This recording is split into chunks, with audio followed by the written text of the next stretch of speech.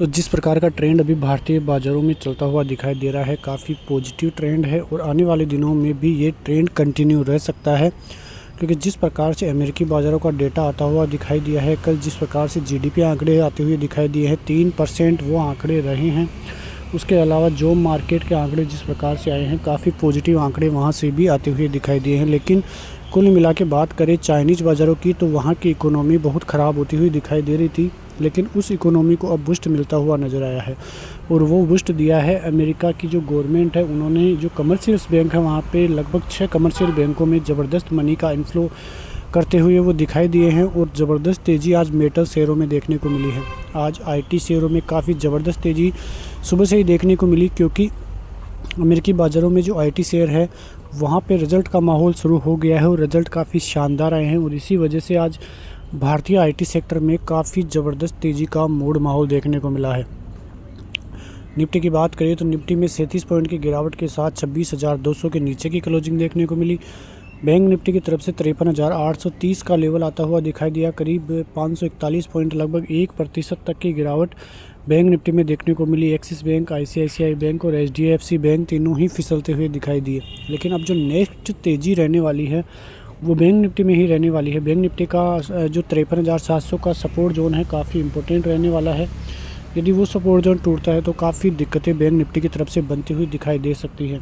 लेकिन निफ्टी का मूड माहौल काफ़ी पॉजिटिव अभी बनता हुआ दिखाई दे रहा है।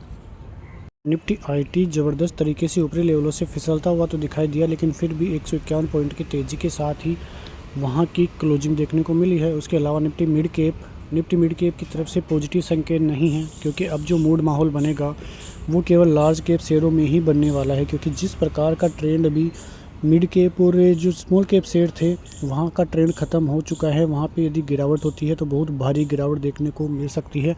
इसलिए आपको जिस सेक्टर पर नज़र रखना है वो रहेगा लार्ज कैप शेयर्स। आज भी निफ्टी के 50 के शेयर्स में आपने देखा होगा कि वहाँ पर ज़बरदस्त तेज़ी का ही मूड माहौल बना हुआ था।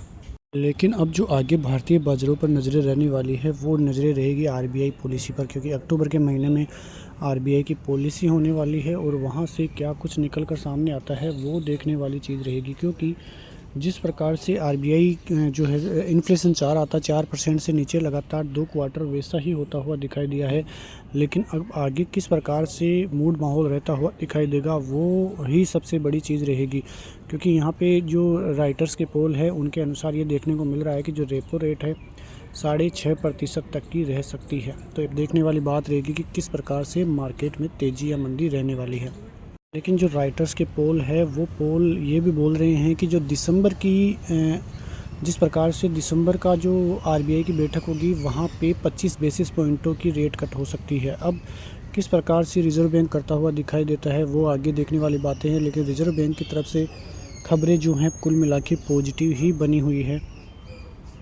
शक्तिकांत दास जी ने भी साफ कहा था कि इस बार जो है जीडीपी का अनुमान 7 से 7.2 तक रह सकता है। और आज वित्त मंत्री की बैठक थी तो उनका भी आज यही अनुमान है कि जो भारत की विकास दर है वो 7 से 7.2 तक रह सकती है। अब ये जो जीडीपी रेशियो है वो किस प्रकार से रहेगा वो देखने वाली बातें रहेगी। लेकिन फ़िलहाल जो ब्रोकरेज हाउसेस का अनुमान था काफ़ी पॉजिटिव अनुमान था। उन्होंने जो टारगेट थे वो भारतीय बाज़ारों के लिए बढ़ाते हुए वो नज़र आए हैं। तो सभी चीज़ें भारतीय बाज़ारों के लिए अभी पॉजिटिव ही चल रही है। अब देखने वाली बात ये रहेगी कि भारतीय बाज़ारों में आगे किस प्रकार का मूड माहौल रहता है और सोमवार के दिन भारतीय बाज़ार किस प्रकार से कामकाज करते हुए दिखाई देते हैं।